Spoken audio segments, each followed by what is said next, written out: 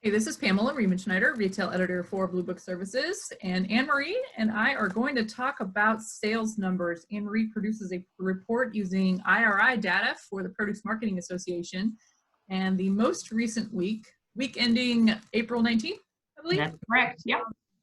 We saw what we have seen coming is that fruit did not exceed year-over-year sales for the first time since the COVID-19 pandemic shopping. Vegetables are still doing well. What are a few key insights that we saw out of this week's report? Well, I think the main thing to mention right up front is the fact that this was the week where we went against Easter 2019. So that's typically a big bump in both vegetables and fruit. So that's a hard bump to go up against and to try and exceed that. So that's an important kind of backdrop to these numbers. But overall, fresh produce was up about 3%, a little bit more. Vegetables, again, outperformed fruit very easily. And fruit, to your point, was actually down about half a percentage point. So, you know, that's something that, to your point, we had been talking about. We saw that line kind of softening and trying to figure out how we can generate that demand. In part, it is a demand that is shifting to other parts of the store. In part, it is shoppers wanting to reduce the number of trips. That has a big impact on it. Shoppers are not as inclined to maybe interact with in-store displays because they're rushing through their trip. So really figuring out ways to create impulse in this very new retail environment is very necessary in order to keep boosting that fruit demand.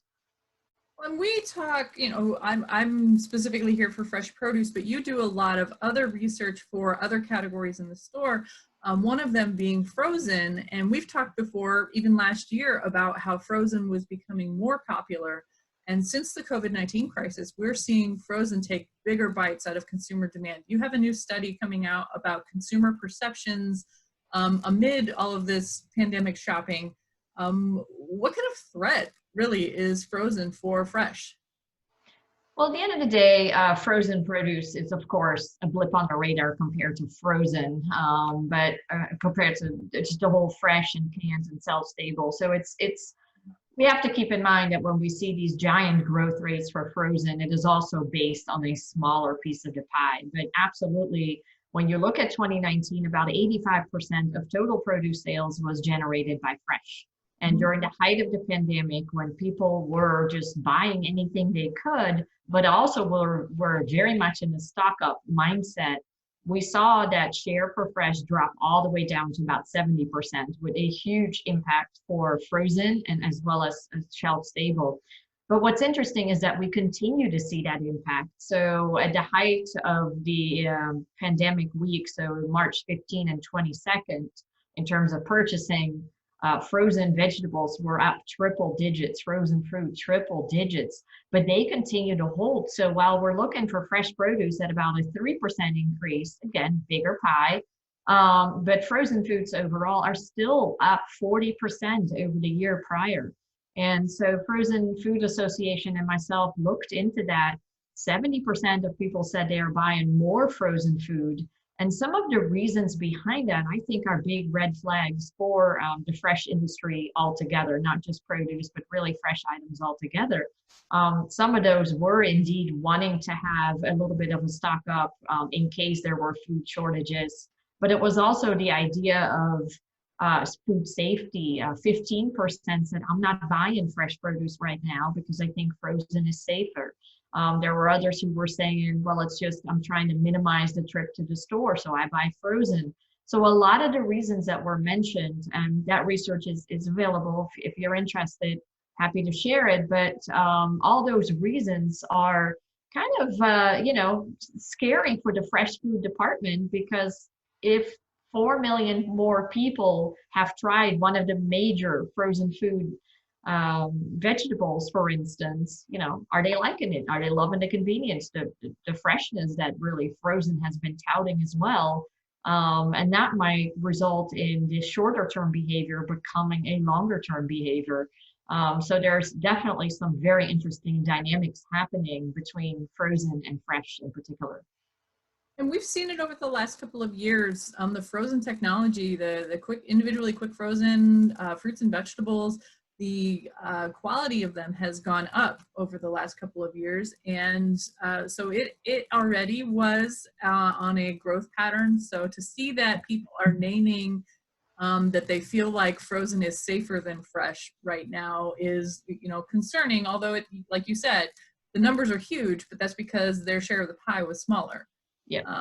So there's some threat there. There's something to watch, and especially in the fruit category, I really am concerned that we need to find a way to help inspire consumers to buy more fresh fruit, especially in the summer fruit season. Well, I think too, one of the other areas we're seeing enormous growth in is online. Well, traditionally, when people start buying online, they don't really interact with fresh the same way than they do with center store. There are some concerns there, and some people say, yeah, I prefer to pick out my fresh veggies and fruits myself. So now all of a sudden we see an older demographic jump into online shopping. We had 28% of those who started shopping during the month of March online were first-time shoppers, and many of them were 65 years and older.